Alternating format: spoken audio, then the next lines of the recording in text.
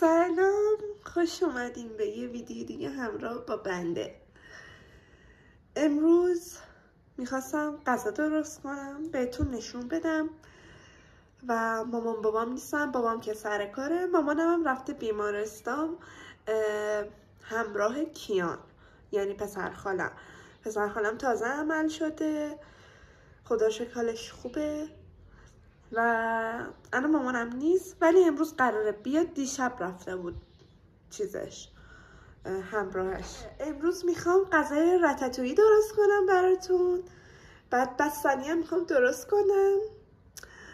میخواستم کیکم درست کنم با آرد و اینا که متاسفانه آرد نداریم و حالم ندارم برم آرد بخرم. با من همراه باشین. به 4 تا حب سیر نیاز داریم، فلفل دلمه 2 عدد، بعد پیاز و 2 تا پیاز هم همینطور، 2 تا هویج هم باید باشم ولی متاسفانه ما هویج نداریم. فکر کردم هویج داشتیم، نداریم. بعد تو فر به مدت نیم ساعت، 180 درجه هم باید باشه دمای فر. گذاشتمشون تو فر به مدت نیم ساعت. طوفان شده، وای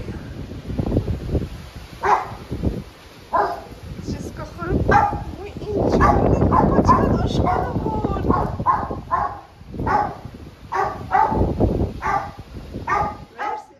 کدوها رو اینجوری خوردش میکنیم. کدوها رو خورد کردم، فکر کنم کمه. حالا من مطمئن نیستم چند تا تو ظرفم جا میگیره و بادمجونا رو هم دقیقا مثل کدو خورد میکنیم و با پوستش همه انجام میدم. حالا نمیدونم بدون پوستم میشه یا نه. بادمجونا رو هم خورد کردم. اینم مطمئن نیستم به اندازه است یا نه، اگه کم اومد اضافه میکنم. حالا نوبت گوجاست. فکر نکنم خیلی خوب درش بیارم، حالا سعی میکنم خوب درش بیارم بهتون نشون بدم. خورد کردم ولی خوب خورد نکردم، بعضیاشونو خوب خورد کردم، بعضیاشونو افتضاح. حالا برای بار اولم مثلا اینو ببین، مثلا نمیدونم اینو بذارم نذارم. و در کل این شد دیگه، کم اومد اضافه میکنم تا اینجوری شده و یکم دیگه فکر کنم باید بمونه. موادمون آماده شد. بعد کبابیش هم میتونیم بکنین، حالا کسایی که تو خونه فرم ندارم کبابیش هم میتونیم بکنیم. میخواستم اول من کبابیش کنم دقیقا مثل همونه دیگه، بعد گفتم کار خودم راحت تر کنم دیگه. این میذاریم و بعد گوجه میریزیم توش که پوست گوجه ها رو بکنیم و پشتشون 4 قاچ میکنیم. به مدت 1 دقیقه میذاریم و بعدش هم داخل آب سرد میذاریم تا پوستشون راحت کنده بشه. الان از آب جوش باید درشون بیاریم بندازیم تو آب یخ.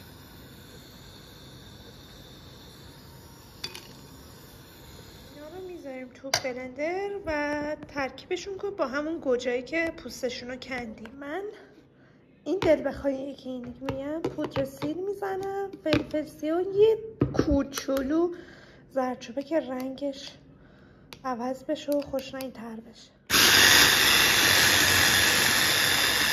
من شد از این، حالا بعضی از تیکه هاشو درست چیز نکرده، حالا اونا رو جدا میکنم که یه دور دیگه بازم. این هم از موادمون میریزیمش تو چی میگفتم بهش، تو این ظرفا. حالا فرق نمیکنه، ظرف شیشه‌ای هم ما داشتیم ولی گفتم میخوام بذارم تو فر، احتمالا اینکه بشکنه خیلی هست، میترسم دیگه، تجربه ندارم. گفتم تو همین ظرفه که پیتزا درست میکنم بذارم که درست بشه دیگه. اول مواد رو میریزیم، مواد گوجه‌ای که درست کردیم میریزیم، بعد بادمجون گوجه ها رو من برای امتحانی این کارو کردم، خیلی با نمکه.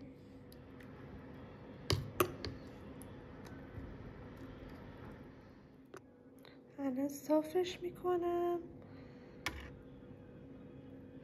و بعد بادمجون گوجه رو با کدو رو میذاریم. تا الان اینجوری شد. اول کدو رو میذاریم، بعد گوجه رو میذاریم. کجا بذارم؟ اینجوری. این شد. الان روش و کاغذ روغنی میذارمش تو فر، همون دما، تو همون تایم. من یه دونه قاشقم روغن میریزم روش و یه ذره از اون موادشم بازم میریزم. من کاغذ رو گذاشتم، الان میره داخل فرستادم تو فر که آماده بشه. بعد این گندکاری و تیشرت هم اونجا، این گندکاری رو الان تمیز کنم و برم سراغ بستنی درست کردم. میخوام بستنی هم درست کنم. اینجوری مرتب کردم. بعد الان برم سراغ بستنی. اینا از تدی و فندق. غذاشون هم گذاشتم داغ بشه که غذاشون هم بدم که زیرش بعد خاموش شده. غذای سگارم دادم. اینم داره آماده میشه دیگه کم کم، آخرشه. چیز کردم، خورد کردم، گذاشتم فریزر تا یخ بزنه و اینقدر نباید یخ بزنه اشتباه که حالا میذارم یکم آب بشه. با دو تا بستنی وانیلی و عسل تو مخلوط کن میذاریم، میشه بستنی هندونه. این تموم شد اینجوریه. حالا این زیرش بیارمش بیرون بهتون نشون بدم. خب این آماده شد، این شکلی شد رخش. حالا نمکم بعد اضافه کنم روش، چون رژیمی نمک نزدم از اون اولش. روش میزنم بعد تستش کنیم. خب من یه ذره خوردم، بادمجونش خیلی بدمزه است.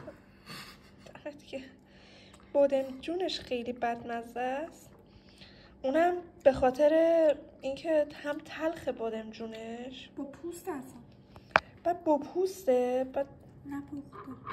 پخته نه خدایی پخته، کدو نپختم بیشتر. هندونه ها هنوز یخه، بریزیم این تو. من کم کم باید درست کنم. خب عسلم میریزیم.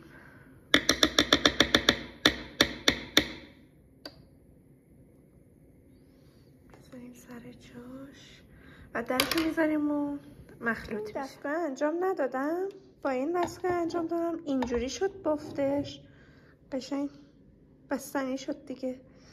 هنوز تستش نکردم. بعد بذاریم توی ظرفی، بعد میره تو فریزر، بعد بستنیمون رو سرو میکنیم. شد از بستنی من یکم آب شده، بعد بذارمش تو فریزر بگیره بعد بخوریم. من رفتم حموم، خودم تمیز کردم، خیلی عرق کرده بودم، مجبور شدم برم حموم و بستنی فکر کنم تا الان آماده شده. بابامم نزدیکه، مامانم معلوم نیست کی میاد راستیتش، اونو اصلا هیچ اطلاعی ندارم. بستنی رو بهش بدم امتحان کنم. خب بستنی من آماده شده. یه اسکوب، اصلا دستگاه اسکوبو نداری. سلام خدمت دوستان عزیز. به مقصد رسیدید. جان دنبال کننده پانیز، سلام احترام دارم خدمتتون و اونایی که تازه اومدن ما رو میبینن، دوست داشتن لطفاً سابسکرایب کنن، لایک و کامنت و زنگولم بگی بزنن که ممنون میشی. خب با بستنی تو بخور، این خوشمزه است.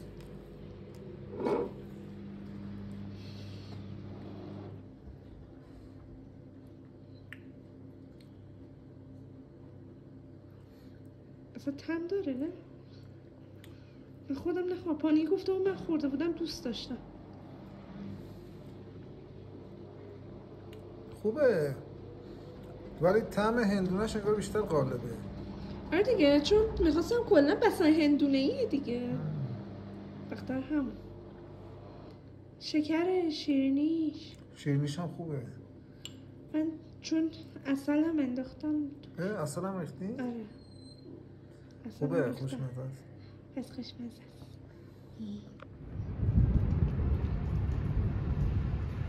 وای من میترسم. سرود بمیدیم. زدی چه کارو بود